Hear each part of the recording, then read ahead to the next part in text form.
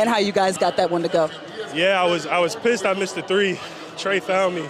I thought it was in, but Dyson fouled me up top for the layup. I got out of there on that one. Welcome in, Hawks fans. Your boy Bryce Lewis back at it again for another Believe in Hawks episode.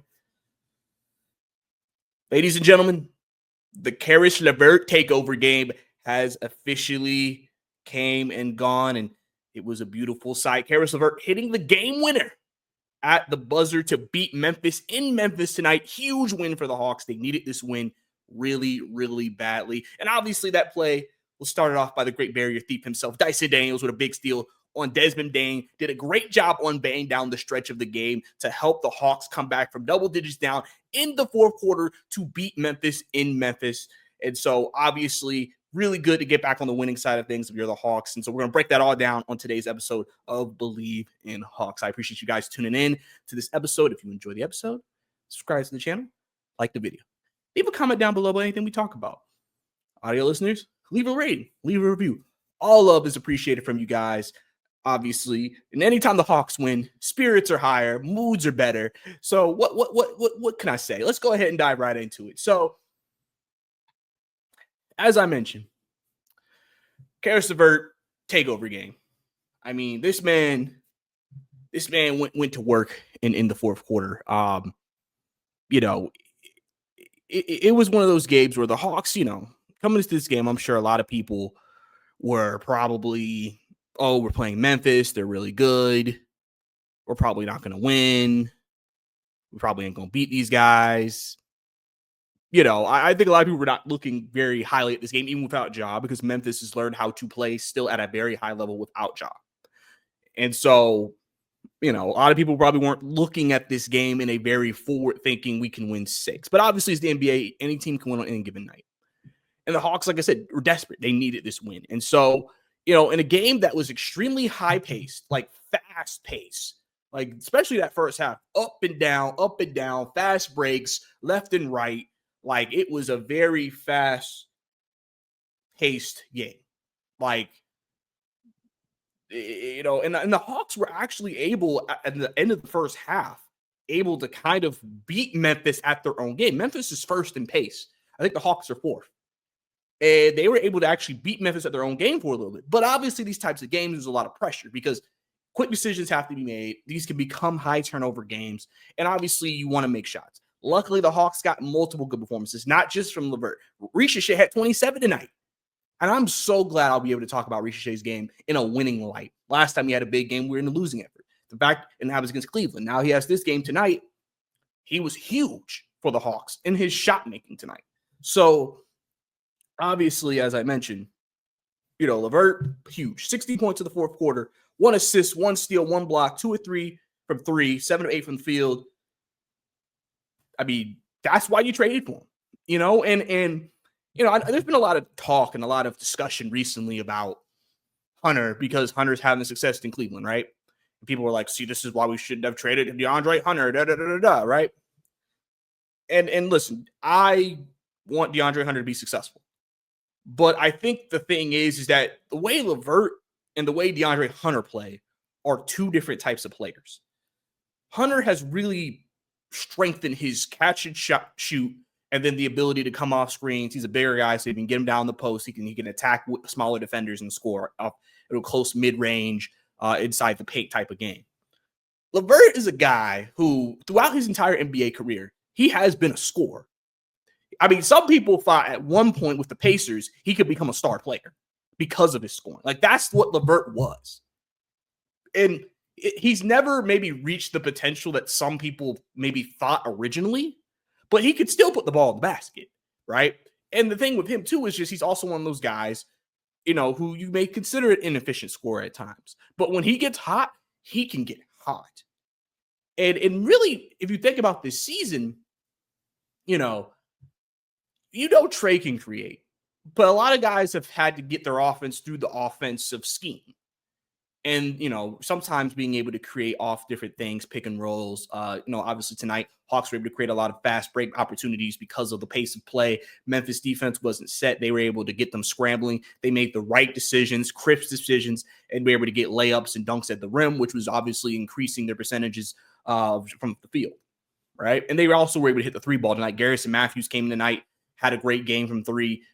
He's a great emergency three-point shooter if you need it for a guy like George Niang, who was out tonight with an illness, and he showed it. But Levert, the thing with Levert is you saw what he did at the end of the game. If you watched the game tonight, you saw what he did. Levert can just say, give me the ball, get out the way, I'll get you a basket. DeAndre Hunter was really... That isn't the strength of his game to do that. He could get you a basket depending on the matchup and the positioning and things of that nature. But Caris Levert literally was a guy the Hawks went to down the stretch and said, get me a bucket, and he got on bucket. And I said this on Twitter. Follow me, Bryce_2K. I said this. The Hawks actively went to Levert down the stretch of the game. Those last couple of minutes, they were actively looking. Obviously, Trey got a couple of shots up and stuff like that, but they were looking for Levert. When was the last time in that moment where with Trey on the floor, where you were like, oh, they're trying to also get the ball to someone else that's not him? A lot of the time, it felt like Trey kind of just dictates, and if someone gets open, Trey could find him, ball movement, whatever. Levert, there were times where Trey would come up, give it to Levert, and Levert he'll just go to work. And so for me, I posed the question on Twitter. It's early. It's still early, but it is an interesting discussion. Do you bring back Caris Levert next year? Do you? Because he can technically do what the Hawks need. He can take the ball and go to work. He can create his own shot. He can score. He's also an improved playmaker, an improved defender. Do you consider bringing back Levert? I think George Niang is a rental for the rest of the season. He's gone for next year, to me. But Levert's going to be a guy who I'm going to be curious to see, is he someone that they bring back? Because games like tonight are why you would bring him back. You bring him back next year, really, we're talking about DeAndre's replacement. Really, I'm thinking he could be Bogey's replacement from 2 years ago. Well, a season ago. Guy who can play 2-3. He can close if you need him to. Obviously, if he's hot, he's probably going to close. But he could just say, listen, give me the rock, Trey. I'll help you out. I'll score with you. And he just had a season high at points with the Hawks just in the last game against Oklahoma City. So he's been balling the last couple of games. So really big from him tonight to give him the offensive production they got and to play the way he did. Big shout out to Levert. Caris Levert takeover game. The Caris Levert game, whatever you want to call it. Big performance down the stretch by him.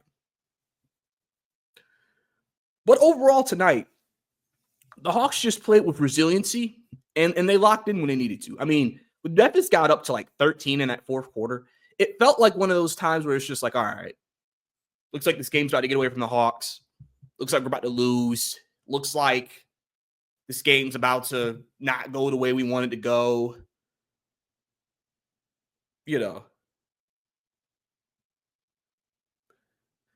It was one of those games where, especially the way games have gone the last few, you kind of were like, dang. But remember, if you watched the game on the Hawks broadcast tonight, Tabathia mentioned that Mike Bray really got into those guys about defending and you got to put a body into him without fouling and things of that nature, right? Because Memphis got a ton of free throws this game. Okay, not a ton, but they got 25, right? And Desmond Main got a lot of them. But it felt like out of that timeout, there was a different energy. It's like the team's intensity and energy upped another level. And Memphis was that second half, they were crisp.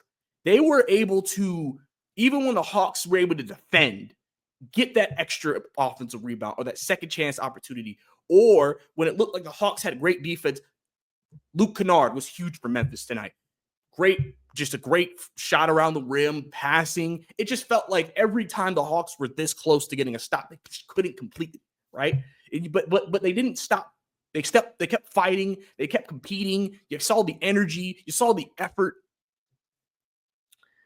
And, eventually down the stretch, the Hawks, it paid off. Memphis got cold. Desmond Bane got cold. Desmond Bane had a huge game tonight for him. I think he's had his season high this year in this game. Huge game for him. But the Hawks really stepped up. Dyson Daniels stepped up. Desmond struggled down the stretch of trying to get clean looks against Dyson Daniels down the stretch of the game. Great defense from the Hawks there. Turnovers. I mean, that was big tonight for the Hawks to get those crucial turnovers down the stretch. It's just forcing Memphis into bad shots. And obviously a big challenge after they called Trey for a defensive blocking foul. And obviously that was not a blocking foul, which, by the way, Trae Young had some weird calls on him tonight. Weird calls. He has been getting some interesting calls from these referees recently. But to get that reverse, save them those points, because that would have been an and one, or I don't know if that would have been an and one, but they would have gotten free throws at least. If they were able to stop that and then be able to come back at the other end of the floor.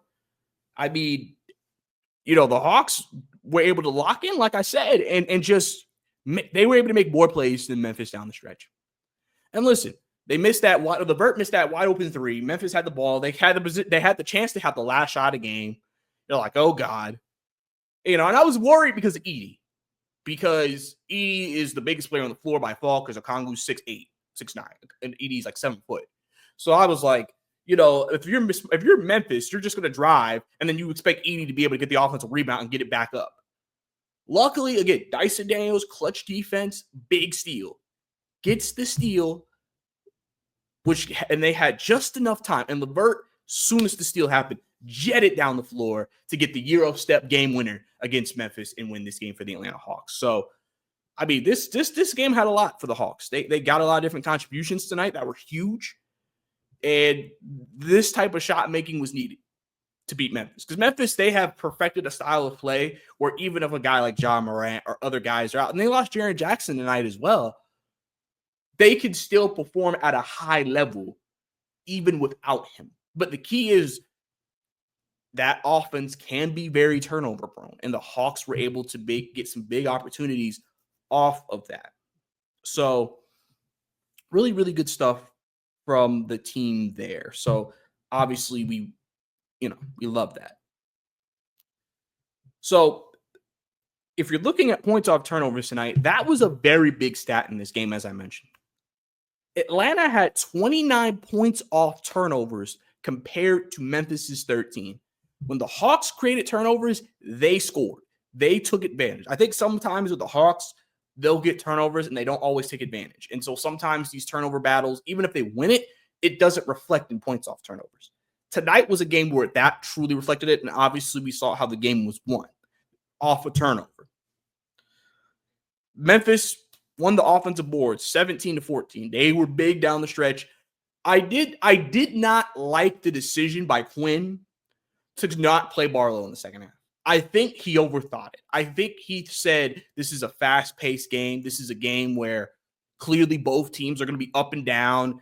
And he maybe thought, I don't know if this is a Barlow game. But at the same time, the reason why the Hawks had some success like they had in the first half was because of Barlow being a stout defender, helping rebound against Edey and them. And like I said, Barlow had 6 points too. He was able to get a couple and ones and do some things. So, I was surprised that they went small, but I guess he felt like with that up and down matchup, and maybe also with Jaren Jackson leaving the game, he maybe thought the Hawks could get away with it. He's like, Jaren Jackson's not playing. We'll live with Edey and Clark. But but if Jaren Jackson was in the game, I don't see how you don't play, obviously, Barlow. And obviously he wouldn't finish the game, but like you would think he would have played in the second half. Because I'm thinking to myself, Barlow definitely should have played more in this game, for sure. I think he just overthought it. And Memphis was able to take advantage of that in the second half. Brandon Clark was a beast on the boards. Bane got rebounds. I mean, they were able to get a lot of second chance opportunities, which I think also gave them those extra looks, and then they were able to score on those possessions. And so I would have not taken Barlow out the second half because then Keaton Wallace got some random minutes, and it was just kind of like, what are we doing right now? So I will say that that was a confusing decision that I saw. But continuing on, because Memphis didn't win the rebounding battle overall, but the Hawks did have 15 fast break points to the Memphis's 12. Now, obviously, free throw shooting was not great for the Hawks. 9 of 17 tonight. That's almost 50%. Obviously, free throw shooting will continue to be an issue for this team. You hope that these guys, improve it as the season goes on. But Hawks tonight, 35 assists. And Memphis is a high assist team, too. They have 36. So both teams, with the type of game it was, it makes sense that you see the numbers that you see from assisting. But the Hawks shot 57% from the field tonight. That's a very high clip. And 46% from three. So the Hawks got what they needed from their offense tonight because their offense has been good. Still let up a bunch of points, but you were able to get enough stops down the stretch to get you back into the game to win the game. And that was what was the important part of this entire equation was. So, like I said, obviously very big win for the Hawks to get this in Memphis, a game that they desperately needed. Bad. Because now they're only a half game behind Orlando now, who is on a 3-game losing streak. And then I think Miami's up to 7 right now, and they're only a game and a half behind them. So, like I said, still very much could be up to the 7th seed if they get a couple of wins racked up here. But let's get to the player performances of the game. We're going to start with Risacher. I want to talk about my boy Risacher. Risacher tonight, great game from him. 27 points, 32 minutes. So for people who say he didn't get 30, he got 32 tonight. 27 points, 5 of 7 from 3, 11 of 13 from the field. Risacher, it's funny because his plus minus was 7, but it felt like all those shots were always big from him. And again, Risacher has shown a lot of improvement in his game the last month. You've seen the uptick in his stats. You've seen him get more comfortable with the game. You've seen him improve. Now, the big thing for him, especially coming off last game, because last game was one of his worst games. He had 7 turnovers last game. And so this game only had 2. He had 4 steals as well in this game and a block. So Risacher was active on the defensive end, creating turnovers and also helping defend the rim. So, I mean, Risacher really had a strong game tonight. Really good game for the Rook. And again, people say it. Risacher has been, as much as this rookie class hasn't blown people away, he has been one of the rookies who he's had those games where you're just like, that's really impressive. He has those random 30, 20, 28-point games. I think he's had like 2 30-point games this year and a few 20-point games this year. Like Risacher has had some games where you're like, as I mentioned, this is why they drafted him. This is what they think he could become. I don't know if they're thinking he's going to be a 26-a-game scorer, but just Risacher with an upped workload, why couldn't he be a 16 to 18, 19-point guy? He has to continue to work on his handle, continue to get his shot more consistent. But he has good skills. He knows how to cut, has some good finishing around the rim. Risacher is a player. He is a player, and I'm really glad that he had the performance he had tonight because the Hawks needed it. The Hawks needed every point that he gave them. And he had a really strong game tonight. So really, really happy with the performance from Risacher tonight. Really competed out there and played well. Trae Young tonight, 12 and 15, 12 points, 15 assists. Again, offensively in this game really was not a great game for him. 0-2 from 3, 5 of 17 from the field. Only had 12 points. But luckily, again, a game that you won in a barn burner without Trae Young having to go crazy. Trae Young had kind of like the sleeve on tonight. Don't know if he's dealing with any shoulder pain. I felt like there were times tonight that he didn't come off aggressive, but then there were times where he was. Obviously, only taking 2 threes tonight. Usually, Trae racks up 5 to 6 a game. So him only taking 2 was interesting. But again, even when he's not scoring, his passing is still very valuable. 15 big assists tonight to help with the offensive flow. And that really, like I said, in this type of game, this fast-paced type of game, Defense not set. That's where Trae Young can excel in his playmaking and get it to the guys and that they can make plays. Dyson Daniels tonight, 14, 3 and 7, 3 rebounds, 7 assists. Again, Dyson, he had the highest plus minus out of every Hawks starter. Had 16 plus, the highest of any Hawks player in this game as well. Just his defense on Desmond Bane was huge, especially, like I said, down the stretch. I mean, Dyson just continues to kind of do everything, assisting, rebounding, scoring. He had 3 steals tonight. And, we can talk about how valuable Dyson has been. He continues to be, just an important player to what they do. And so Dyson Daniels, man, good game tonight from him. And it's at a point where you're just kind of like, this is what you expect from him. And as people say, how is he not one of the front runners of Defensive Player of the Year with some of these performances? So, good game from Dyson. Okongwu, 16 and 12. Again, this was a matchup where you're playing Jaren Jackson. You're playing Edie, Clark, and them. These are games that people used to crap on Okongwu about, saying he can't play against bigger teams. 16 and 12 tonight. 8 and 12 from the field. Okongwu he's kind of low-key starting to get a bit of a double-double machine recently. Kind of giving us these 13 and 12, 14 and 12 games. This is exactly what you want to see from your guy that you put out there, that you drafted years ago with the lottery pick, and he's producing. He's finding his niche, and I think also just getting in a consistent role.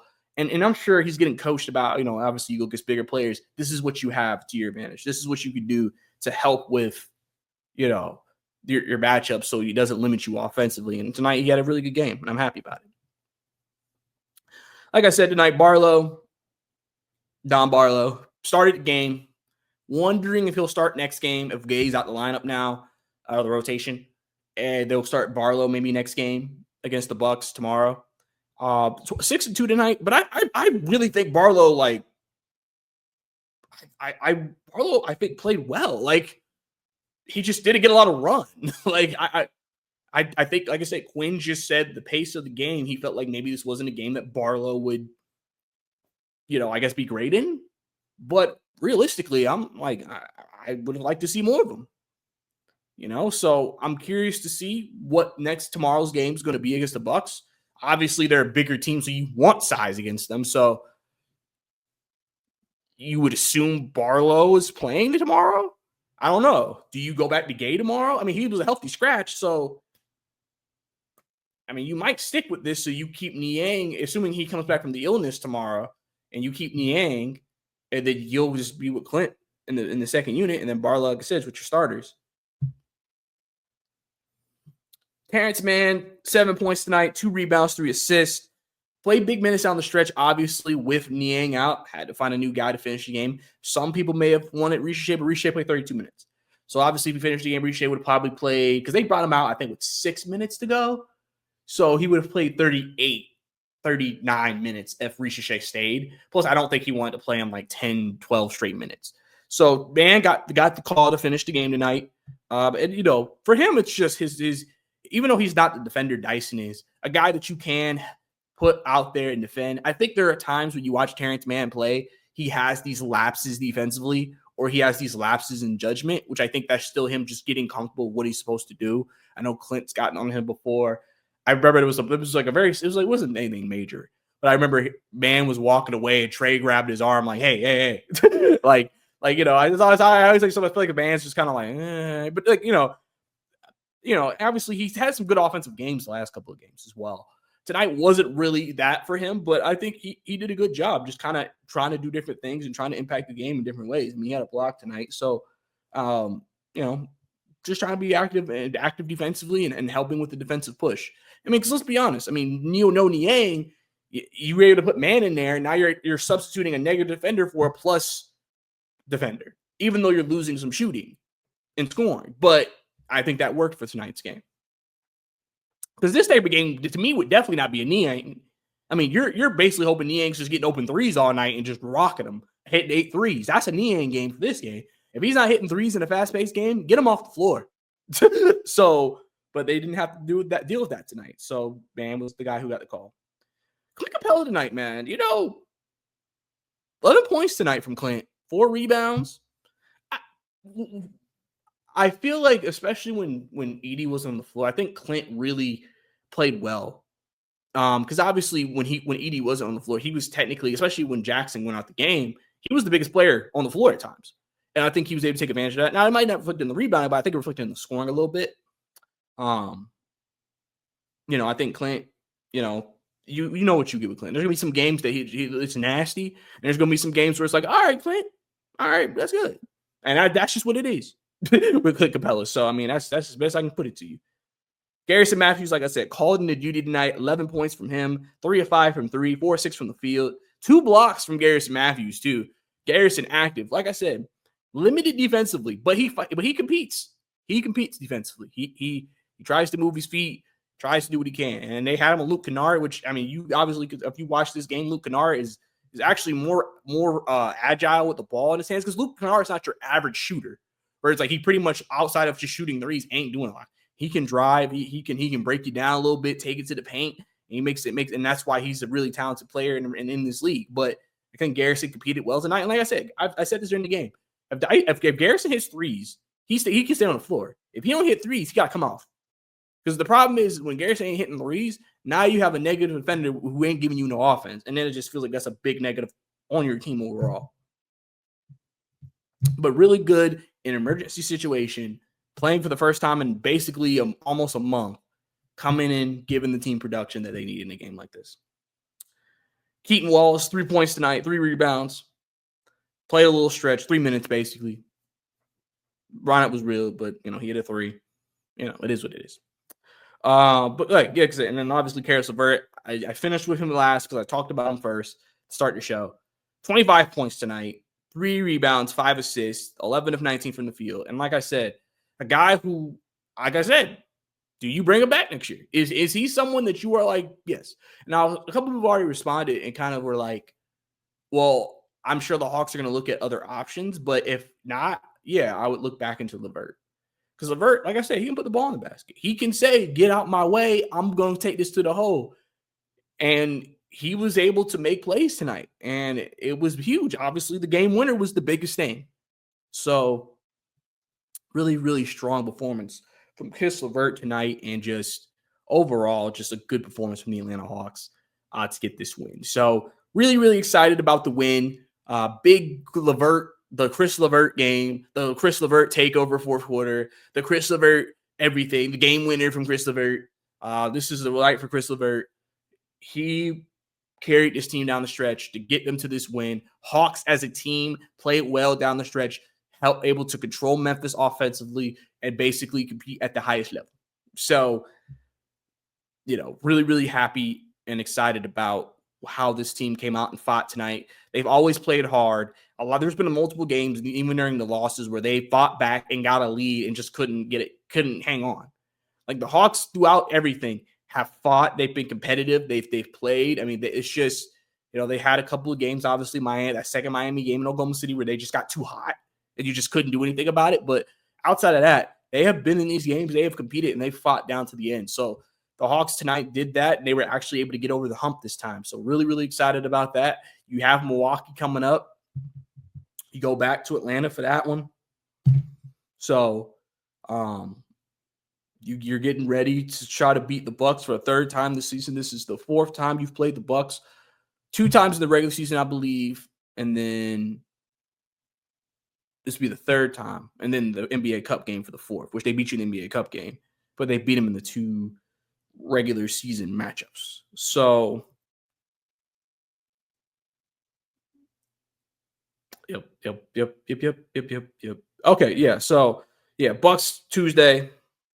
And then after that, you have a back-to-back against the Pacers. If the Hawks, I'll say this. If the Hawks can go 3-1, winning tonight, and then they can win 2 of the next 3, you have the Sixers and Hornets coming up. You win those games, 5-1 the next 4 before you play the Clippers. And then even after that, you have the Nets, who obviously are very game. So that's not an easy game, in the Hornets. So there is a stretch here for the Hawks. If they can win some of these games against these good teams, they can get some wins here.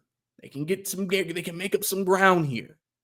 So we'll have to see how tomorrow's game against Milwaukee goes. And obviously we'll be here on Believe in Hawks to talk about that game. So I appreciate everybody tuning into Believe in Hawks podcast. Obviously, if you enjoyed this episode, subscribe to the channel, leave a comment down below, like the video. All love is appreciated from you guys for letting me be part of your day.